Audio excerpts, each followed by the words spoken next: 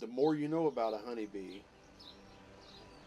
the closer you get to Mother Nature.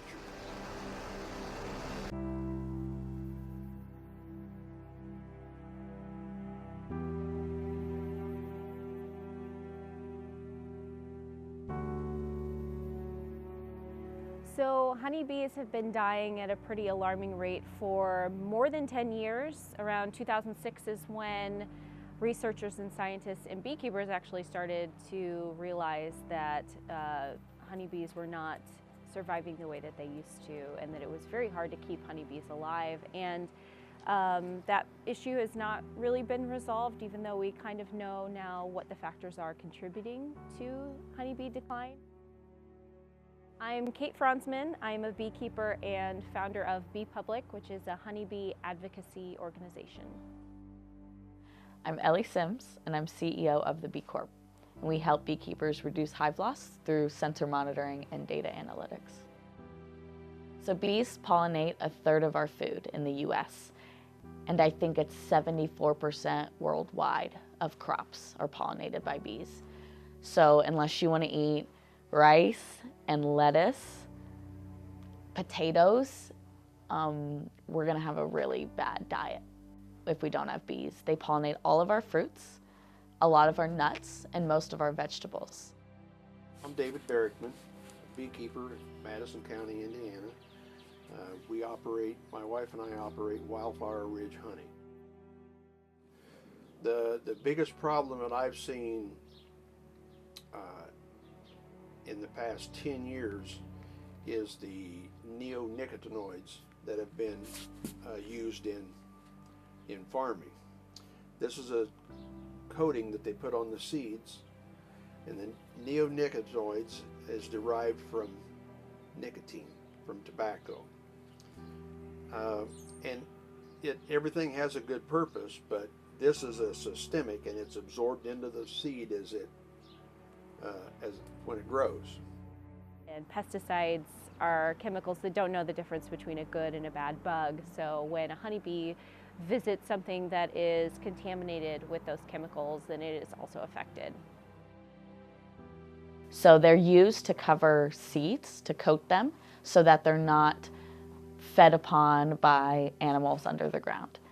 The problem is that pesticide is actually still present when the plant grows. So bees interact with it when they take pollen off, and it doesn't kill them immediately, which is why it's more dangerous. So they actually bring it back into the hive, and then it interacts with the young, and it might get in the honey that they're feeding on. So that's why it's much more devastating, because of the fact that they bring it home. I have had several frustrating losses of hives, and it's money that you have to pay to replace it. It's sad because you feel like you're nurturing this organism, and you almost feel like you're their mother. And when you lose it, you feel like you failed, but it's also just typically really sad. These chemicals are being carried over to your garden plants.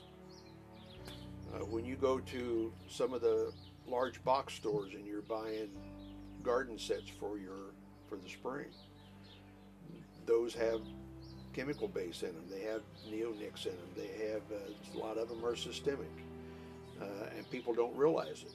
They think they're doing something nice, and they're going and buying a big box of petunias or flowers to plant out here for the bees, and they're actually planting something that is detrimental, and they don't realize it. So colony collapse disorder is a phenomenon. We started seeing it about 10 years ago.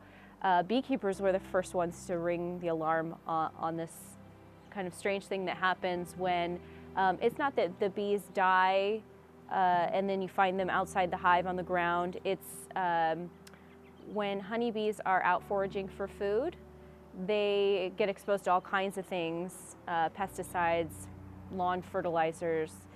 When those chemicals affect them and they can't make their way back to the hive for whatever reason, either they die or they get lost, then the older honeybees in the hive, the female worker bees, they're actually the ones that teach the baby bees how to do all of their jobs within the hive. So when a baby bee is born, she spends the first half of her life inside the hive doing certain tasks, and the second half of her life out foraging for food. And so even making honey is a learned skill. Bees are not just born knowing how to do all these things. So when the older bees don't make it back to the hive to teach the younger bees what to do, the entire hive collapses. So that's why when colony collapse disorder occurs, you'll find a hive with baby bees and the queen and probably a lot of honey, but no older female worker bees, because something has happened to them. And so that's why it's such a strange phenomenon, because bees, their whole lives center around making honey, serving the queen, taking care of the babies. And so for all those things to be abandoned, it is very strange. I've seen it happen in hives here in Bloomington, and it's sad, and it's hard to figure out, and it's normally really confusing, and it's the reason why we've got a problem with bees today. We've got a lack of biodiversity in this country, especially in Indiana, not so much southern Indiana. You've got a lot of cornfields and soybean fields. That's big because animals need habitat to survive, and we're taking away their habitat. Let your dandelions bloom. Stop spraying your fields. Stop spraying your yards. Bees love clover, especially white Dutch clover. They're on it all summer long. Why do you want to have nothing but a green yard? You want to spray and kill all the broadleafs and everything else that's growing in there. What you're creating is a green desert. There's nothing there. It has no value. When you're trying to get rid of grubs in the ground and you're putting chemicals out there to get rid of them, you're killing everything else too. So there are things that you can do. Smaller scale, if everybody just planted an 8 by 10 area with prairie flowers or wildflowers, each one of us doing a little thing like that would come together and make a huge difference. So there are a few things that we can do that are really easy to help bees. Number one, more than anything else, is to plant flowers and then don't contaminate those flowers. So provide pollinators, not just honeybees, but bumblebees and butterflies and birds all feed from the nectar of flowers. And so as many flowering plants and trees, if you think about how big a tree gets and how many blooms are on a tree, it's actually a really great way to provide bee food. So you could petition your elected officials to support the bees in your area. That's a great thing, and that's happening a lot right now with a lot of issues. You could write to the EPA and encourage them to look at the neonicotine issue. Those are a couple political things that could be done. You could become a beekeeper and try to help the bees in your area by supporting your own hive. You could join a beekeeping club, and sometimes they run hives together. So if being a beekeeper is potentially too much, there's a lot of ways you can sign up to help beekeepers, to get a mentor and learn more about it. That's a great way to get exposed to the craft and maybe in some capacity or in some way raise your own bees. But get involved in a nature center. Get involved in a local gardening program. Get to know these people. You live in an urban area. You have a spot somewhere in your yard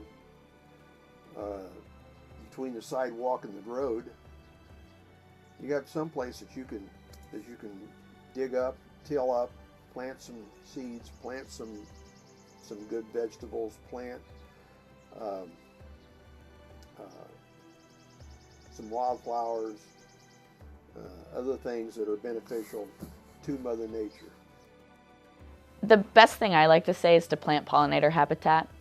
It's really easy to find plants that honeybees and native bees alike. If you live in an apartment, there's community gardens typically all over Indiana that you can help them plant pollinator gardens by volunteering. There's a couple in Bloomington that do that as well. That's my favorite thing to cite because it's easy to do. Getting your hands in the dirt feels good, and you're immediately helping their food sources. Certainly buying non-GMO, no pesticide seeds, and organic food from your grocery store is also a good way to fund that effort. There's a cultural shift happening, which is pretty cool. And I think that is another important thing to do, is just to talk to people about why bees are important and what they can do to help.